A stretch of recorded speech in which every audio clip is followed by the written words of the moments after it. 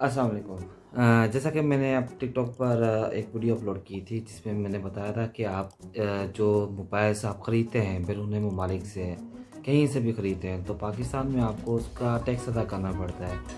तो मेरे भाइयों, मेरा इस वीडियो का, हालांकि मेरे को इस चीज़ का पहले पता था, लेकिन जब देखा गया कि यहाँ पर हम आउट ऑफ कंट्री में लोग हैं, हम हैं या हमारे साथ जो भी दूसरे जो गरीब तबका है, मज़दूर लोग हैं जो गर्मी में इतना काम करते हैं, अगर वो मोबाइल 800-900 दिरहम का ले ही लेते हैं या रियाल का ले लेते हैं तो उसके ऊपर उसका कितना खर्च आता है। पहली बात ये है, मेरा ये हरगिज़ नहीं है कि मैं लोगों को मना करूँ कि टैक्स आप पे कर सकते हैं, ठीक है, आपने अपने मुल्क के लिए देना है तो वो तो हर कोई देने के लिए राज़ी है, वो उसने तो देना है हर किसी ने।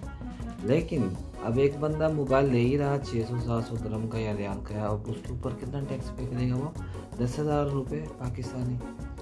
आप इस चीज़ से खुद आपको इस चीज़ को सोचना चाहिए कि हालांकि हमें कहाँ पर टैक्स देना है या कहाँ नहीं देना, ये आप बेहतर जानते हैं, क्योंकि हम हर जगह पर टैक्स के पेएबल हैं, हमने टैक्स देना रहा है। लेकिन कुछ मजबूरियाँ इंसान की होती हैं जो इंसान को अब 10,000, 20,000, 30,000, 40,000 इतने में हम टैक्स यानी कि जो लोग हैं वो पे कर रहे हैं। तो भाई मेरे जो भी हैं जिन्होंने यानी कि इस वीडियो को देखना है वो अपना लाइक शेयर कर सकते हैं। छोटा सा ये पहली वीडियो है मेरी इस यूट्यूब पर, जितनी मेरे पास मालूमात है उतनी मैं आपको प्रोवाइड कर सकता हूँ। मज़ीद जो है, आप अगर लेना चाहते हैं मुझसे इंफॉर्मेशन तो मैं आपको यानी कि थोड़ी थोड़ी मालूमात मैं आपको बताता रहूँगा, जो चीज़ आप मुझसे पूछेंगे। मेरा किसी के साथ मैं देखता रहता हूँ, बहुत अच्छे यूट्यूबर हैं, पाकिस्तान में भी हैं, आउट ऑफ कंट्रीज़ के भी हैं, लेकिन पाकिस्तान में जिस तरह के लोग हैं, ढकी भाई हो गया और रहीम परदेसी, कुछ फैमिली सबके साथ में यानी कि क्लोज ही उनके, यानी तकरीबन मैं सबको लाइक करता हूँ। शाह मदरीस हो गया, कुछ भी हो गया, क्या फटे फसाद में कुछ भी हुआ, सब कुछ मुझे पता है। लेकिन मेरा किसी के साथ या हमारा किसी के साथ कोई लेन देन नहीं है कि हम किसी को बोलें जी फलाना हो गया, वैसा हो गया। इन चीज़ों से पाक साहब, छोटी सी इंफॉर्मेशन देनी है आपको ताकि आपके लिए भी फ़ायदेमंद हो, दूसरे लोगों के लिए भी। तो भाई मेरे अब इस तरह है कि वीडियो की तरफ चलते हैं कि जो मैंने टिकटॉक पर बताया है कि किस तरह हमने जो मोबाइल्स हम खरीदते हैं उनका हमने टैक्स कैसे पे करना है, वो कर नहीं पे करना या करना वो आप पे डिपेंड करता है। लेकिन आपने अगर सिम को चलाना है या मोबाइल डिवाइस को चलाना है विदाउट जो टैक्स पे के बगैर, वो इस तरह करना है आपने कि आपकी जो डिवाइस है, आप यहाँ से जब ख़रीदते हैं, कहीं से भी ख़रीदते हैं, सऊदीया से ख़रीदते हैं या यूएई से ख़रीदते हैं या किसी भी दुनिया के किसी कोने से ख़रीदते हैं, एक मोबाइल की गुंजाइश है, आप शायद इस चीज़ का पता होगा कि आप उसको टैक्स अदा करना नहीं पड़ेगा। लेकिन आप फॉर एग्जांपल आप किसी और के लिए ले लेते हैं, लेकिन वो आफ्टर 2 मंथ्स के लिए उसके बाद वो बंद कर देते हैं टीटीए की तरफ से। तो उसका एक हल ये है कि जब आप यहाँ से आउट ऑफ कंट्री जाते हैं यानी जी, तो इस तरह कि आपने करना क्या है कि जो मोबाइल डिवाइस है आपने यूज़ करनी है, पाकिस्तान में किसी को देना है मोबाइल या चलाना है, तो आपने क्या करना है कि एक मोबाइल के अंदर अगर 2 जैक हैं तो आपने क्या करना है, एक जैक के अंदर आपने जो कि यानी कि यूए की सिम है, 2 के एयरटेल की, तो आपने एक जैक में वो लगा देनी है और दूसरे में आपने एक सिम लगा देनी है। जिससे पाकिस्तान में इंटरनेशनल रोमिंग्स होती हैं, आप यहाँ पर सिम डालते हैं, सिग्नल आ जाते हैं, तो आपने बिफोर डिपार्ट यानी कि डिपार्ट होने से पहले, एयरपोर्ट जाने से पहले आपने वो सिम डाल देनी है।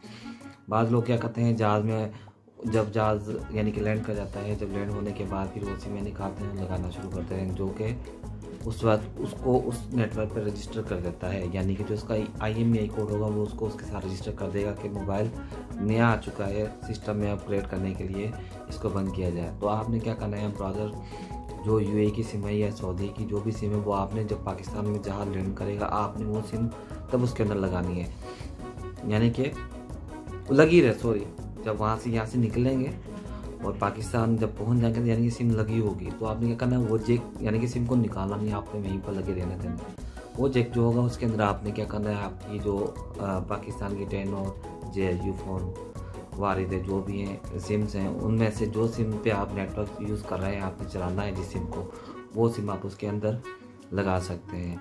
अब बीच में आप जो प्रॉब्लम है वो ये है कि आपको कैसे पता लगेगा कि कौन सा जैक चल रहा है। आप एक सिम निकाल के दूसरे जैक में लगा दें, दूसरे स्लॉट में लगाएंगे तो आपको पता लग जाएगा कि सिम चल रही है कि नहीं। आप कॉल बनाएं, कॉल लगाएं। 2 मंथ्स के बाद की बात कर रहा हूँ, 2 मंथ्स के बाद आपको मैसेजेस आते रहेंगे कि आपकी जो है डिवाइस बंद हो जाएगी 2 मंथ्स के अगर आपने टैक्स अदा ना किया। लेकिन वो आपको एक सिम के जैक का वो मैसेज आ रहा है, दूसरे का नहीं आ रहा।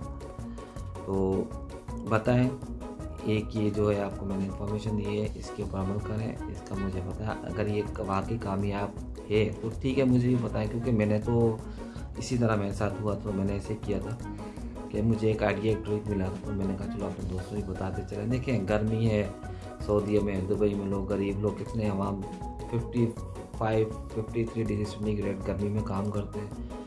कितना उनके ऊपर लोड है, या उनके ऊपर फैमिली का भी बोझ है, उसके ऊपर आपका।